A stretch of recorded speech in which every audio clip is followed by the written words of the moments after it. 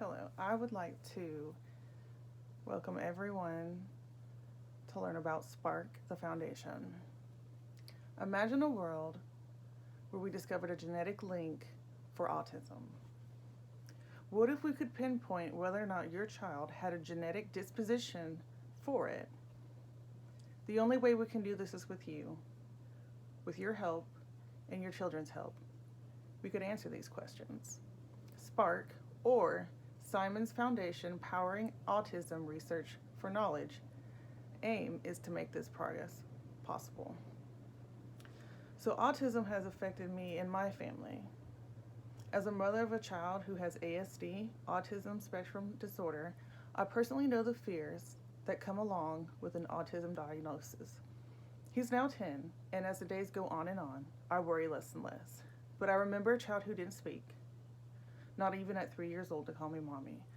I remember feeling petrified about sending him to school the first day. But I also remember thinking and knowing I would do anything to get him help. And that is him in the background. His name's Jacob.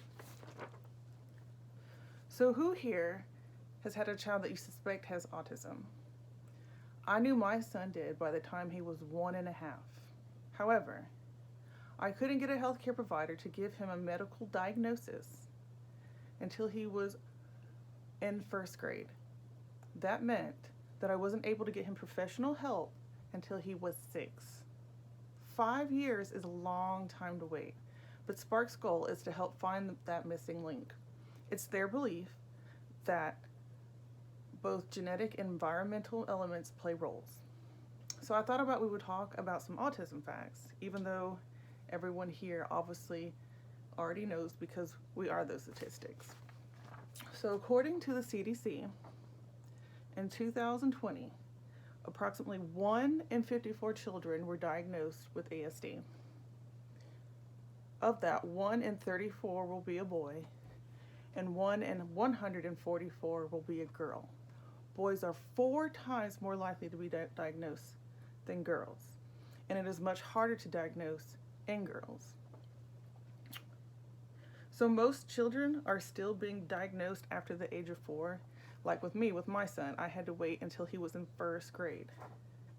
Though autism can be diagnosed as early as 2. And through Spark, they're hoping to be able to diagnose this before they're ever even born. So autism affects all ethnic and socioeconomic groups, and minority groups tend to be diagnosed later and less often.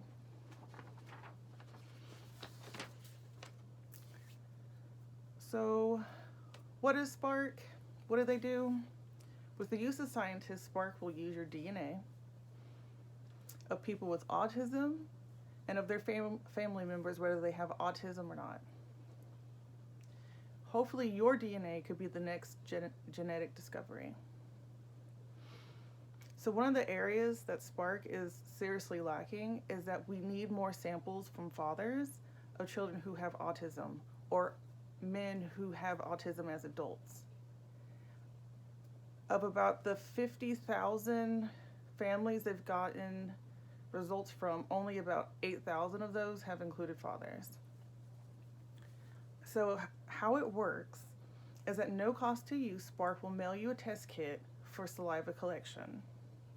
If you or your child, for whatever reason, are unable to provide a saliva sample, a swab kit is included. And then once your test kit is mailed to the laboratory, your DNA will be extracted and it will be separated into smaller amounts, which will be frozen. Anything with any of your personal information will be erased and you will be given a unique identification number. If there is a DNA match from your Spark results, Spark will contact you. And I want you to keep in mind that only 10% will have a match. For your participation, you and your family members will each receive a $25 Amazon gift card. And based off of your particular results, what your child has, what your family members have, they will send you also extra surveys. And if you complete those surveys and return it back to them, you also have additional opportunities to get more gift cards. I would like to thank everyone for their time and invite you all to please visit www.sparkforautism.org. And there's plenty of information on there if there's anything I may have not covered today. Thank you.